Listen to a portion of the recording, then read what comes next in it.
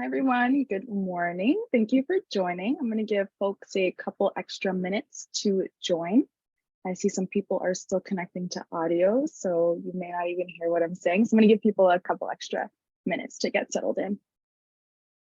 Good morning.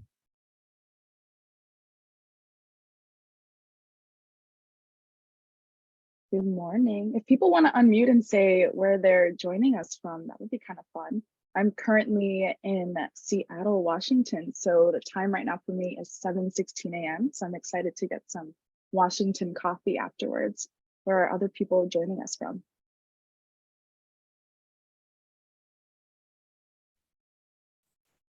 I'm currently in Massachusetts. Beautiful weather today. Nice. I expected that. Yeah, it's been really nice this past week. So it was kind of sad leaving the nice, beautiful weather. Spring I break. know. Spring is here. Yeah.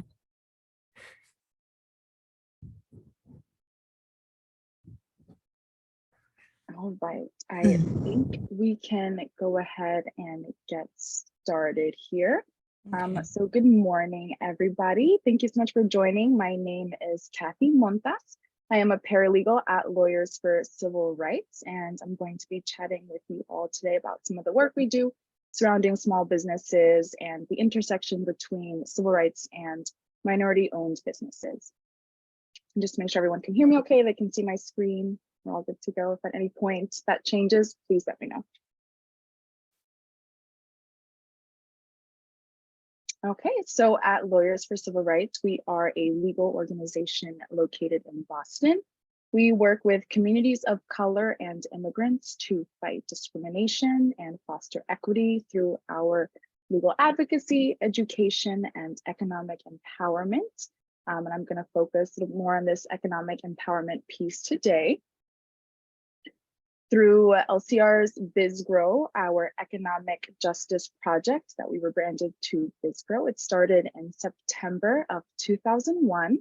Our mission is to contribute to the economic growth of low-income communities by helping individuals achieve economic self-sufficiency and develop sustainable businesses. This looks different in a couple of ways. We offer clinics and workshops to entrepreneurs and small business owners that are held in collaboration with our community partners. These workshops are different depending on the communities that we're working with and the different organizations that we're working with. And we tailor them to our entrepreneurs' needs. And these clinics, we do them with our network of pro bono attorneys, these Boston area firms that are willing to volunteer their time because they're so excited to work with our entrepreneurs. And they have a one-on-one conversation with the entrepreneurs, typically over Zoom, which is really nice because we can reach a wider audience. Yeah, and again, so sit down one-on-one with an attorney to discuss the legal issues affecting their business, and then the workshops, we bring in experts from the legal field to help them tackle whatever questions that they might have. We also provide the opportunity for free individual representation. Again, this is made possible by the relationships that we have with Boston area firms and the attorneys who are really excited to work with our entrepreneurs. The process is that the client comes to us, to BizGrow, they submit an intake form. We do the work at connecting them at no cost with an attorney who will provide transactional legal assistance. And then they get their legal needs met and everyone is happy. And so that's a little bit of what we do at BizGrow.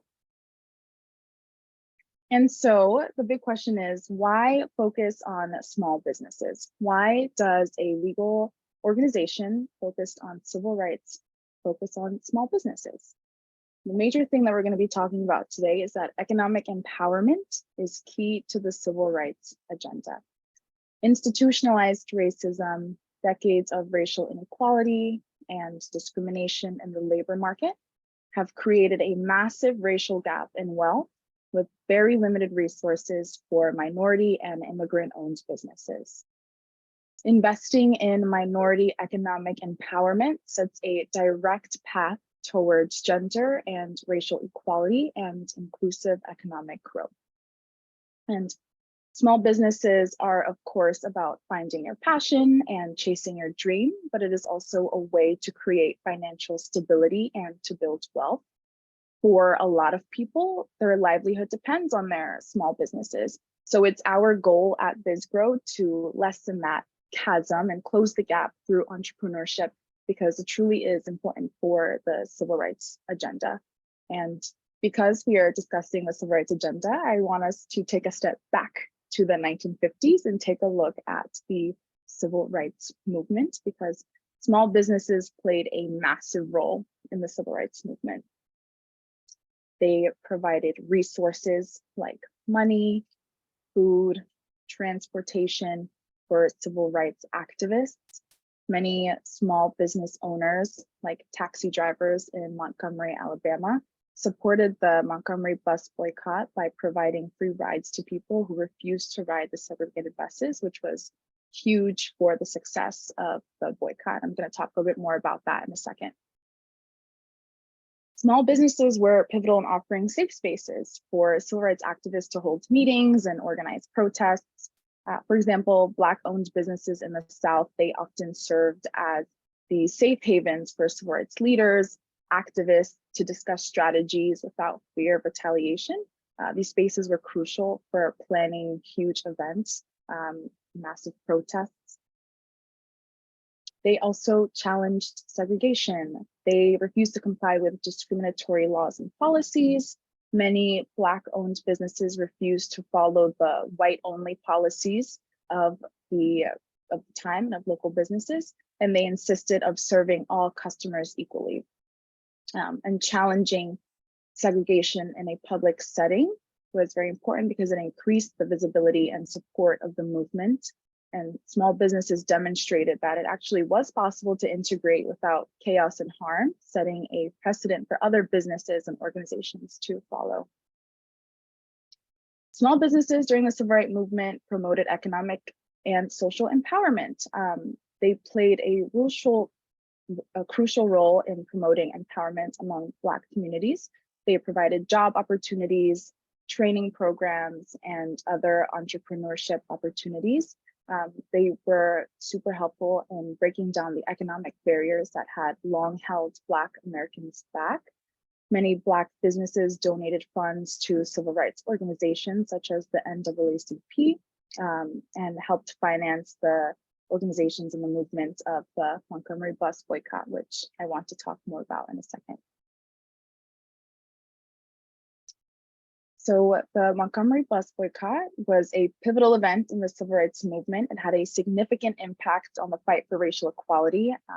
I think anytime somebody thinks the civil rights movement, they think the Montgomery bus boycott because it was such a huge and successful event. And small businesses played a massive, massive role in it, even though it doesn't initially come to mind. At least for me, when I was first learning about the boycott in school, I wasn't ever thinking about the role of small businesses. I always thought about the key figures and the names that I heard. But there are so many ways that these small businesses contributed to this fight for racial equality. Many small businesses, like the Black-owned taxi companies, offered transportation services to boycotters who refused to ride the segregated buses. This was huge because boycotters walked as many as 8 miles a day, so the transportation services were extremely helpful. These businesses ensured that people could still get to work, school, and other destinations without having to rely on the bus system. As I mentioned before, small businesses provided financial support to the boycott by donating money to different civil rights organizations, one of them being the Montgomery Improvement Association, which was created to lead the boycott. Some businesses also offered loans to boycotters who needed help with rent, utilities, or other expenses during the boycott because they couldn't make it to work. Again, with these safe spaces and safe havens, barbershops, beauty salons, cafes, again, at least for me, when I was learning about the Montgomery bus boycott in school, it was the big focus was on churches. Like churches were that space where people would come together and discuss tactics and strategies, but also small businesses, a barbershop in the morning, that operates as a barbershop. And then in the evening, that's where the civil rights activists would come together and brainstorm. These businesses provided a safe space for organizers to plan strategy, which was crucial to the success of the boycott. They also really pressured the bus company. A lot of small businesses in Montgomery, including many white businesses, joined the boycott by refusing to use the bus system or refusing to provide services to the bus company. And this economic pressure helped to bring about negotiations between the bus company and civil rights leaders. And finally, civic participation.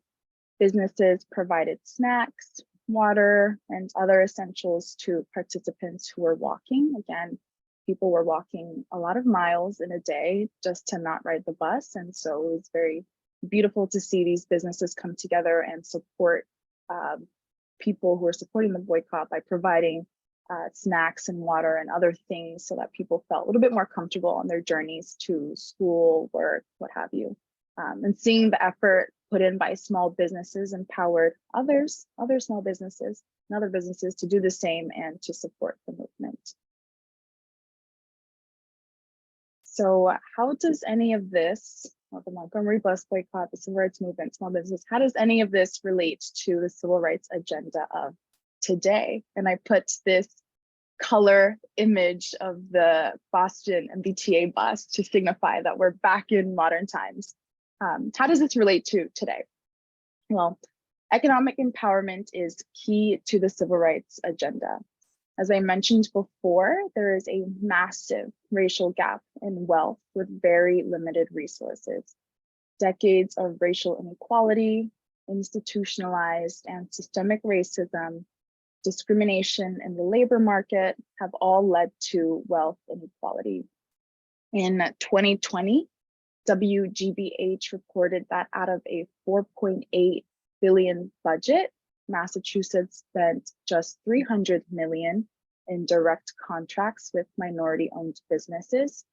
Sometimes for me, with numbers these large, it's hard to conceptualize, but to conceptualize it a bit better, that comes out to only 2% of the entire budget. So out of a $4.8 billion budget, Massachusetts spent 2% of that supporting minority-owned businesses. And so again, there is a massive gap in wealth. There's large discrimination in the labor market that have all led to this wealth inequality. And so what do we do about that? Here we have some key findings from the Federal Reserve's Color of Wealth in Boston. In 2015, the Federal Reserve of Boston released this paper, The Color of Wealth in Boston. It demonstrates the severity of the widening wealth gap in Boston. And I wanted to touch upon some key findings. First one, white households have a median wealth of $247,500, while Black and Dominican households have a median close to zero. So zero in comparison to 247,500.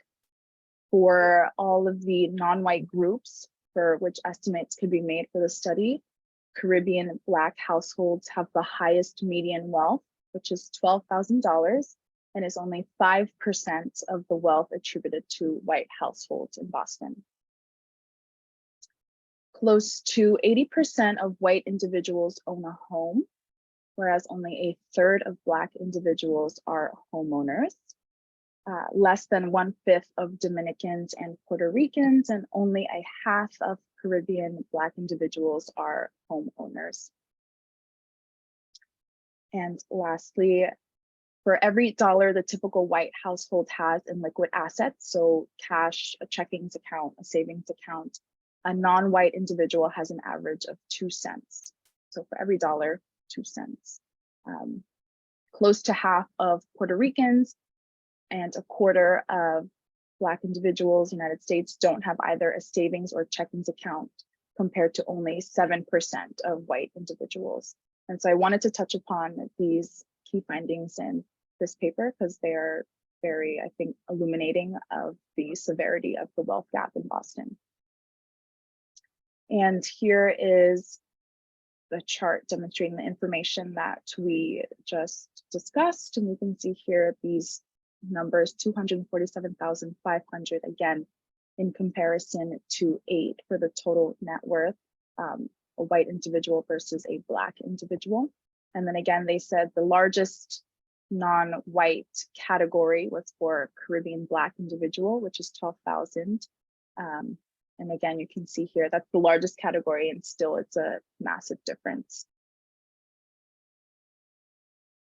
And again, this chart is just illustrating the data that we just observed in the previous slide, but it's just represented differently. You can see the numbers here. And Dominicans, the 8 is a crazy number. 0 is even worse in comparison to how large the US amount in dollars is for a white individual in Boston. And so taking a look at the United States average coming from the Federal Reserve, the average Black and Hispanic or Latino household earns less than the average white household, and own only about 15 to 20% as much net wealth.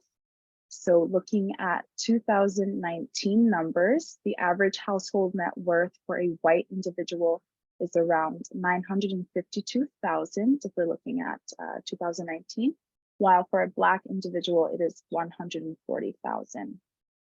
And at the same time, looking at the panel to the right, this is the Gini coefficient. It's a way to measure the degree of variation of inequality. An index of 0 represents perfect equality, while an index of 100 implies perfect inequality. Looking at, again, the year 2019, the Gini is 0.85 or 85%, which is very high. Again, 100% implies perfect inequality, and 2019 we're at 85%. So again, this is just a way to illuminate how the chasm, it's not even not really a gap, the chasm of the wealth gap. And so how can we bridge this racial wealth gap with entrepreneurism? By investing in minority-owned businesses and creating new opportunities for minority entrepreneurs, we can help to create economic opportunities for those who have been historically disadvantaged due to systemic racism. And by encouraging minority individuals to become entrepreneurs, we can reduce the wealth gap by providing them with tools and resources they need to start and grow their successful businesses. But what does that look like in reality? So here I have this image representing the racial wealth gap, and we're going to see how entrepreneurship can help bridge that gap per se. So generating wealth. Business ownership can provide a pathway to generating wealth and building assets for underrepresented individuals. As businesses grow and become more successful, as we hope that they do, and we support them through BizGrow and really hope that they do become successful and have healthy, sustainable businesses, entrepreneurs will be able to build on their wealth over time. By having healthy and sustainable businesses, they can create financial stability and security for themselves and their families. Entrepreneurship comes with job opportunities. Minority entrepreneurs can hire within their own communities, stimulating economic mobility and opportunity, which may not have been there otherwise. This, of course, helps to lessen the gap by providing employment opportunities for individuals from economically disadvantaged backgrounds. Entrepreneurship can empower individuals in many ways. Of course, we've touched upon the financial empowerment, the financial side of it, but it also provides a sense of independence and a sense of autonomy. Entrepreneurship gives people the freedom to work for themselves and pursue their own passions. It also encourages creativity and innovation. It allows individuals to see their ideas come to life, come to fruition. It is a powerful, powerful tool for personal growth and development. Starting a business is a challenge, so you accrue so many valuable skills such as leadership, problem solving, and resilience that can be applied to all areas of life. So with entrepreneurship comes a lot of not only economic, but social empowerment. And entrepreneurship also builds community. The success of a minority-owned business inspires others to begin their entrepreneurship journey, a little modeling effect. It increases representation in the business world, which is essential if we're trying to create a more inclusive business environment. So supporting small businesses, supporting minority-owned businesses is super important and helpful in bridging this alarming gap that we have in wealth. Now, I wanted to talk about the types of support that small businesses need. What does this actually look like?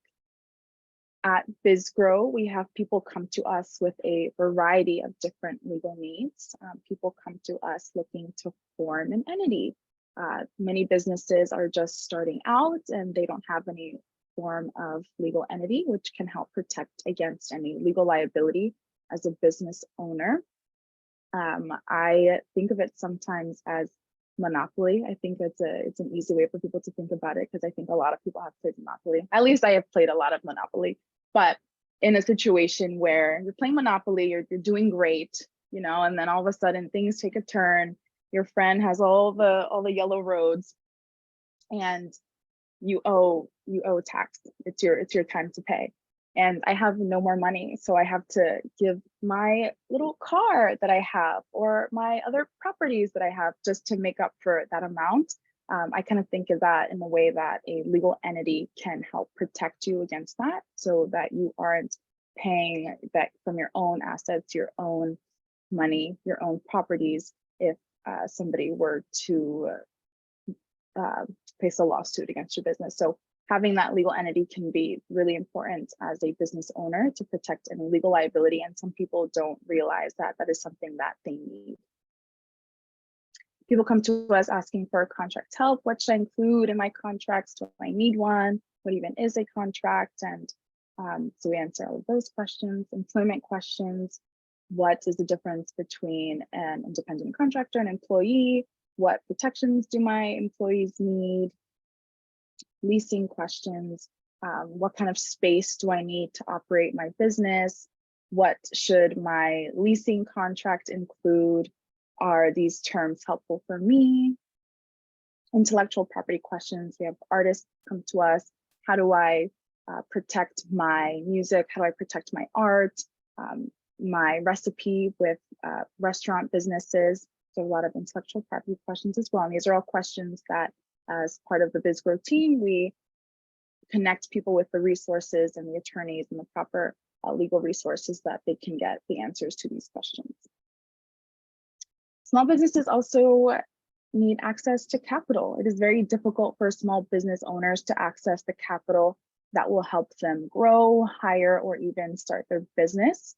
One of the biggest barriers to Black and minority entrepreneurship stems from this long-held belief that banks and other financial institutions, that these entrepreneurs are higher risk candidates for mortgages and other loans. So many small businesses have this lack of access to capital.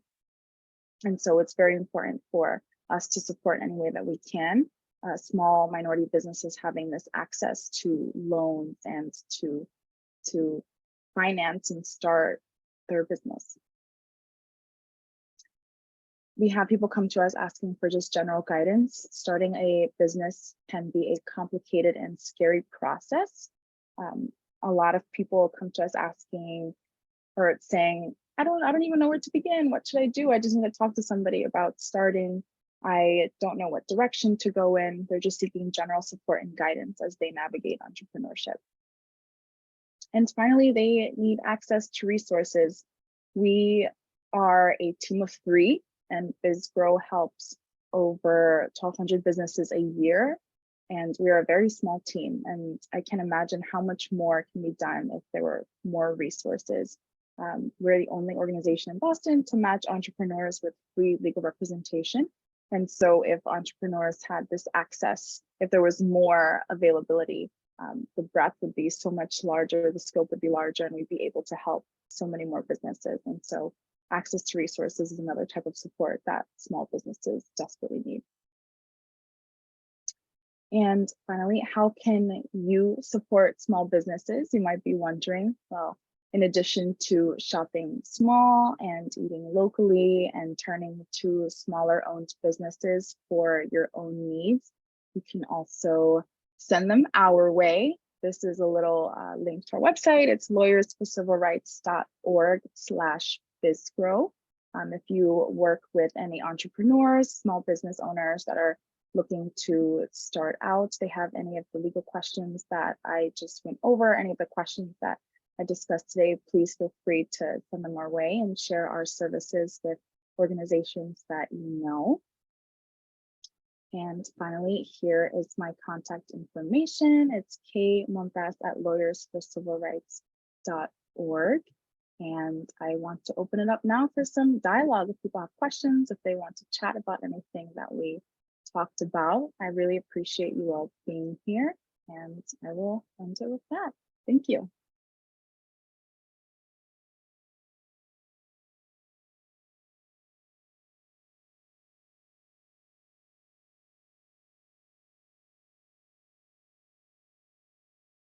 And I'm going to stop sharing my screen so that we can dialogue if people have any questions.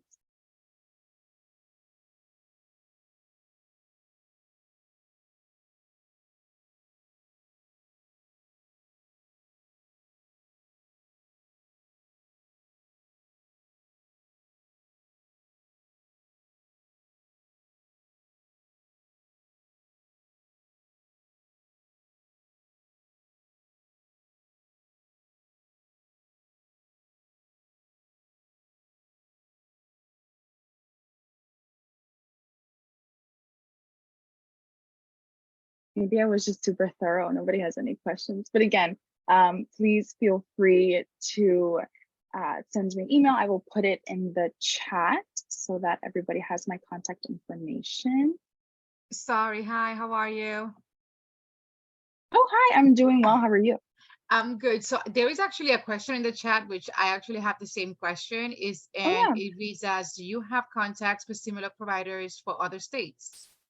Oh, that's a great question, Carmen. I, off the top of my head, do not have for other states. I only have for the Massachusetts area, but feel free, I can connect with you afterwards and we can find some of those together. That would be great. Thank you. And the question was actually from homeowners something. Oh, awesome. Thank you for flagging that. Yeah, but I had the same question as well. Okay. Thank you. Thank you. You're welcome. So where is, I'm sorry, but it's coming to mind now, other thoughts. So where is the funding coming from? So who supplies, like you said, that you guys are only 3 and you have roughly, you said 1,200, right? So who's funding you guys? Yeah, that's a great question. We are a nonprofit organization, so our funds come from donations, different organizations that support our work. They support us financially. Yeah, that's where, so we are very community centered, and so we have these strong community relationships who support our work.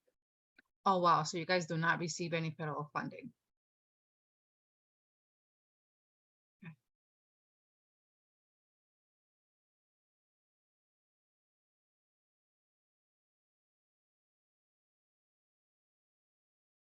Are there any other questions? I'm going to put my info in the chat right now so that everybody has it.